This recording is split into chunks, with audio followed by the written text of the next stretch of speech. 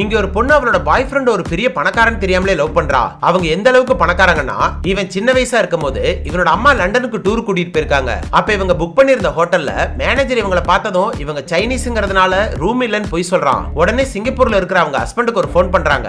Phone பேசிட்டு திரும்ப ஹோட்டலுக்குள்ள வராங்க. அதை பார்த்த அந்த மேனேஜர் வெளியில போகலைன்னா போலீஸ்க்கு போன் பண்ணுவேன்னு மிரட்டுறான். பார்த்தா அடுத்த செகண்டே அந்த ஹோட்டலோட ஓனரே கீழே வந்து இவங்களை வரவேற்கிறாரு. என்னடான்னு கேட்டா, பரம்பரையா அவர் வச்சிருந்த ஹோட்டலை ஒரே போன் கால்ல இவங்க வாங்கிடுறாங்க.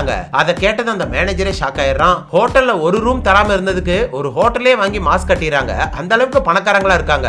அப்படிப்பட்ட பணக்காரன் இவளை பார்த்தா அடுத்த நிமிஷமே ஒருத்தருக்கு ஒருத்தர் காதலிக்க ஆரம்பிச்சிடறாங்க. கொஞ்சம் மாசம் கழிச்சு அவனோட ஃபேமிலிக்கு இவளை இன்ட்ரோ கொடுக்கலாம்னு கூட்டிட்டு போறான். அதுக்காக ஃபிளைட்ல போகும்போது பிசினஸ் கிளாஸ்ல புக் பண்ணிருக்கான். இவ அதை பார்த்ததும் உனக்கு ஏது இவ்வளவு காசு, எதுக்கு பிசினஸ் கிளாஸ்ல புக் பண்ணிருக்கேன்னு கேக்குறா. அப்பதான் ஃபர்ஸ்ட் டைம் அவன் யாருங்கிற விஷயத்தையே சொல்றான். அப்ப கூட எந்த அளவுக்கு பணக்காரங்கன்னு சொல்லாம ஜஸ்ட் அவனோட அண்ணன் ஒரு ஆக்டர், தங்கச்சி ஒரு சூப்பர் மாடலா இருக்கா, மத்த எல்லாரும் பிசினஸ் பாத்துக்கிறோம் சிம்பிளா சொல்றான். அதை மட்டும் கேட்டதுக்கே இவ கொஞ்சம் பயப்படுறா. இப்ப பிளைட் சிங்கப்பூர்ல லேண்ட் ஆனது நேரா அவங்க வீட்டுக்கு கூட்டிட்டு போறான். போய் பார்த்தா அது வீடு மாதிரியே இல்லாம 200 கோடிக்கு கட்டி வச்ச மால் மாதிரி இருக்கு. அதை பார்த்ததுமே ஷாக் ஆயிடுறா.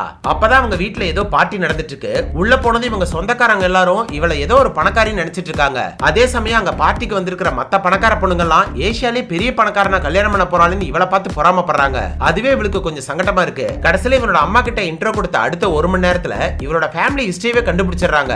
அதே காரணமா வச்சு கல்யாணத்துக்கு சம்மதிக்க மாட்டேங்கிறாங்க. ஆனா இவனுக்கு காசு முக்கியம் இல்ல, அவதான் முக்கியம்னு எல்லாத்தையும் தூக்கி போட்டு அவளை கல்யாணம் பண்ணிக்கிறான்.